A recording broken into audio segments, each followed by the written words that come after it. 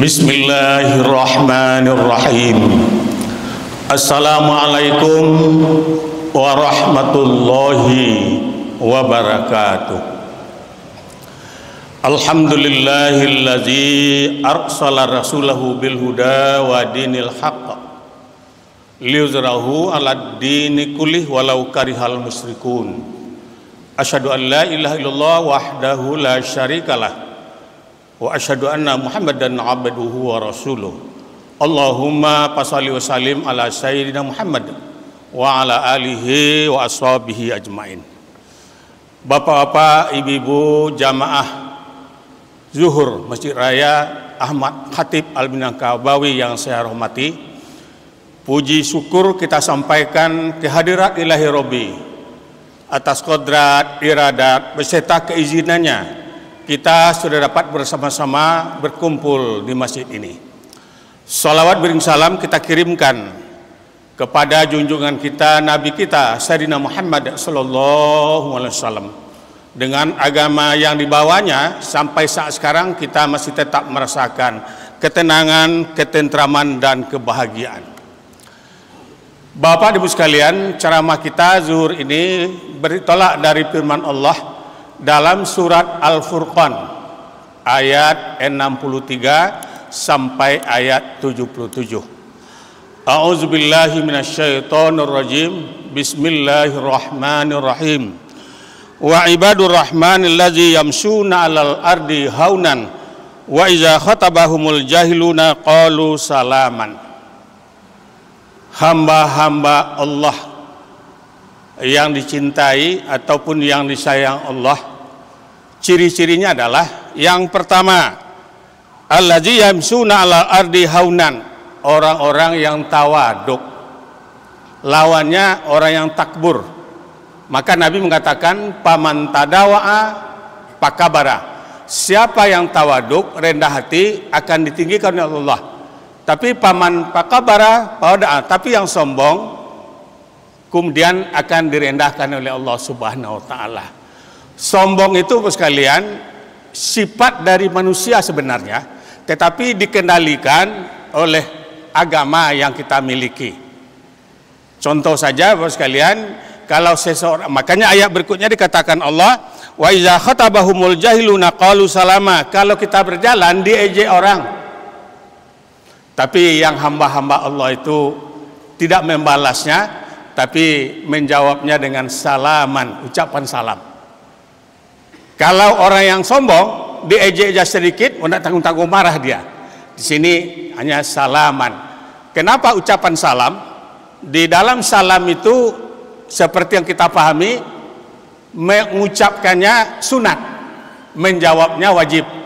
Ada 3 doa yang terkandung di salam itu. Yang pertama selamat, sehat. Yang kedua rahmat, yang ketiga berkat. Nah, ada yang lain, kalau kita ketemu dengan teman lama kita bertanya, "Lai sehat-sehat saja."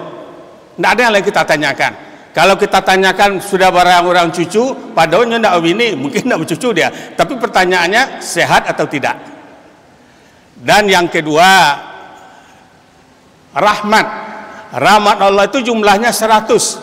Innallaha mi'ata rahmatin unzila minha rahmatan wahidatan minal jin wal is yata'attafal wasu ala waladihi wa akharallahu ta'ala wa tis'in yaumal qiyamah. Allah itu mempunyai 100 rahmat, dikirim ke dunia ini 1. Dengan rahmat 1 itulah seluruh bangsa di dunia ini merasakannya, termasuk juga binatang dan tumbuh-tumbuhan. Wa akharallahu ta'ala wa tis'in yaumal qiyamah. Nanti akan diberikan Allah 99 di akhirat, tentunya bagi orang-orang yang beriman. Bisa kita bayangkan apapun kebahagiaan orang di dunia ini, itu baru dari 1 rahmat itu. Kita bayangkan nanti 99 akan kita terima orang beriman di akhirat. Nah, dan yang ketiga, walladzina bituna lirabbihim sujadan wa qiyama. Ciri yang disayang Allah itu pada malam hari dia bangun untuk melakukan sholat tahajud. Sholat tahajud itu perintahnya sama dengan sholat wajib. Aqimi sholata liduluki samsi ila ghasaqil lail wa qur'anal fajri wa minal laili fatahajjat bihi nafilatan laka asa ayyab'asaka rabbuka mahqama mahmuda. Kata Allah, laksanakan salat yang pertama tergelincir matahari. Dijelaskan oleh Nabi, tergelincir matahari itu zuhur dengan asar. Dan kemudian terbenam matahari di jalan Nabi, maghrib dengan isya. Dan kemudian subuh. Makanya pahala sholat subuh itu sangat tinggi karena perintahnya tersendiri. Jangankan sholat subuh, sholat sunat saja. Kata Nabi, raqatail qablal fajri khairu minad dunya wa ma fiha. Siapa yang bisa sholat sunat 2 rakaat sebelum sholat subuh, lebih baik dari dunia dan segala isinya. Itu baru sholat sunatnya, itu belum sholat subuhnya. Lebih baik dari dunia dengan segala isinya. Jangankan dunia, kota Padang ini berapa nilainya, Sumatera Barat berapa, Asia berapa. Nah, ini lebih baik dari dunia dan segala isinya. Dan kemudian dikatakan Allah, walazina yaquluna rabbana su'ana azan jahannam. Orang itu tetap berdoa, dia, ya Allah, terhindarlah kami dari azab neraka. Doa itu mukhul ibadah, otaknya ibadah. Itu makanya sering dia berdoa. Dan berikutnya dikatakan Allah, walazina iza anfaqu lam yusrifu wa lam yaktur. Kalau orang itu berimpak, tidak terlalu boros, tidak terlalu kikir. Kana baina zalik, antara keduanya itu. Jadi tidak terlalu boros dan juga tidak terlalu kikir. Cuma saja mungkin kalau di tempat lain biasanya kalau ada celengan di dalam dompet ada uang 100, ada uang 50, ada uang 20, ada uang 10, ada uang 5.000, ada uang 2.000, 3 usang 2 baru. Kalau orang belum biasa, yang usang dimasukkannya, yang baru untuk cucunya, itulah dia. Tapi kalau orang sudah terbiasa, tidak. Nah, cuma saja kata Nabi, carilah uang kecil. Kenapa? Supaya tidak teringat terus dia. Kecuali kita dari rumah sudah siap, uang 100 itu ada 5, nanti akan kita impakkan 1. Tapi kalau 1 di dompet, nanti 1 bulan pikiran kita keimpak yang 1 aja juga itu. Itu dia. Dan kemudian yang berikut, walazina la yad'una Allah, orang itu tidak menyembah selain Allah. Kata Allah, wa minan nasi may yatakhizu min dunillahi andada yuhibbunahum kahubbillah. Ada sebagian manusia yang mencintai makhluk sama pula dengan mencintai saya, kata Allah. Tentu kita lihat dulu apa mencintai makhluk. Yang pertama, mahabbah tabi'iyah, mencintai berdasarkan kebutuhan. Kalau orang itu lapar, ingatannya ke makanan. Kalau dia haus, ingatannya ke minuman. Sama juga waktu bulan Ramadan sebelum berbuka, rasakan habis semua, tapi setelah berbuka tidak lagi. Dan kemudian Allah katakan, huwallazi yusayyirukum fil barri wal bahri hatta idza kuntum fil fulki wa jarayna bihim birihin taibatin wa farihu biha ja'at sarihun asifun wa ja'ahumul mauju min kulli makanin wa zannu annahum uhita bihim da'ullaha mukhlisina lahuddin. Sayalah yang membuat Anda bisa berlayar di samudra yang luas, kata Allah. Di tengah-tengah lautan yang luas itu air masuk dari seluruh penjuru. Pada waktu itu, kata Allah, tidak satu pun yang tidak berdoa, ya Allah, selamatkan kami sampai ke seberang. Ada yang bernazar puasa, ada yang bernazar impak ke masjid raya atau masjid terdekat. Tetapi kata Allah, lain anjaitana min hadhihi lanakunna minas syakirin. Kalau kesulitannya sudah hilang, lupa lagi dia dengan saya, kata Allah. Itu namanya mencintai makhluk sama dengan mencintai Allah. Saya bilang sering dengan mahasiswa sebelum ujian doanya tak tanggung-tanggung panjangnya. Tetapi setelah nomornya keluar, tidak berdoa lagi dia. Sama juga dengan orang yang sedang sakit, ya Allah sehatkan juga lah, saya mau ke jamaah ke masjid lagi. Tapi sudah sembuh, tidak lagi. Itu namanya mencintai makhluk sama dengan mencintai Allah. Dan yang kedua, mahabbah rahmah wasafakan, mencintai berdasarkan kasih sayang. Suami dengan istri, istri dengan suami, kakek dengan cucu, nenek dengan cucu, itu kan masih kasih sayang. Tapi akan terjadi perubahan. Waktu kita baru pesta perkawinan, 1 bulan setelah akad nikah sudah pesta, istri pulang kampung. Tidak lama, 3 hari, tapi rasa 3 bulan rasanya. Tapi sekarang tetangga sebelah bertanya, kemana ibu pak? Tapi cucu lahir di mana? Di Jakarta. Lama-lama ibu pada sebulan. Nah, jadi terjadi perubahan. Itulah sekalian. Tapi yang mencintai Allah tidak seperti itu. Bukan tidak sama dengan mencintai makanan, minuman, tidak sama mencintai suami dan istri. Itulah dia. Dan yang berikut, orang yang dicintai Allah tidak pernah dia membunuh seseorang. Karena dikatakan Allah, wa maka nalima mu'minin ayyaqtula mu'minan illa khata'a. Tidak mungkin orang mukmin membunuh kecuali tersalah. Kalau dia algojo atau tukang tembak, ya biasa itu. Atau kita berburu babi, teman yang kena, nah, boleh. Dan kemudian walaisun, orang itu juga tidak berzina. Tapi ayat berikutnya dikatakan illa man taba.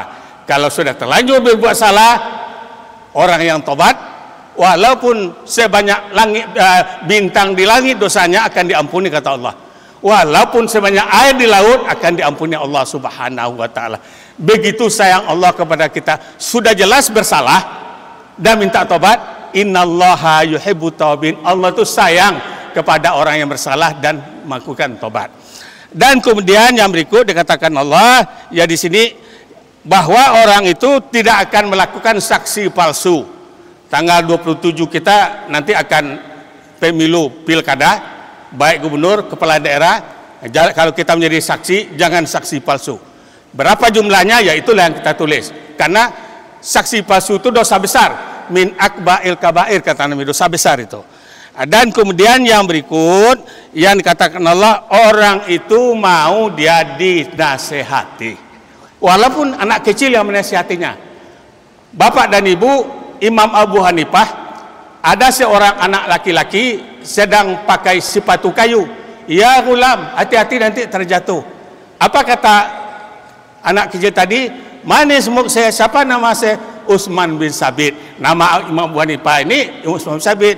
Kalau Syekh yang tergelincir dengan imam besar gelar-gelar ini, kalau saya tergelincir jatuh di bumi, tapi kalau Syekh yang terjatuh di neraka. Baru ingat Abu Imam Hanifah dengan dia azamul azaim, apa imam yang besarnya, rasa bangga dia lupa. Jadi siapapun yang memberi nasihat itu kita terima.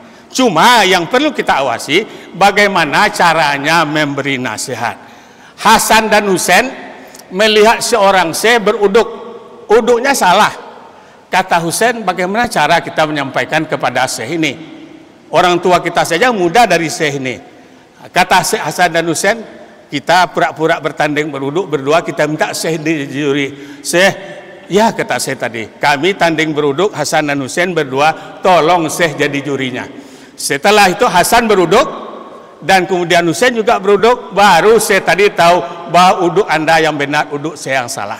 Itulah. Jadi cara kita memberikan nasihat kepada orang. Malah kata Nabi, kalau kita memberi nasihat kepada orang, jangan tahu orang lain bahwa kita nasihat. Jangankan itu Bapak sekalian, Fir'aun saja tidak ada lagi kesalahannya kecuali ana rabbukum a'la, saya Tuhan paling besar.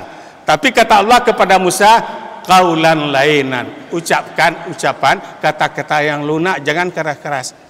Inilah, jadi kalau kita menyampaikan dakwah itu, makanya ud'u ila sabil rabbikal hikmah wal amizah wajadilhum billah.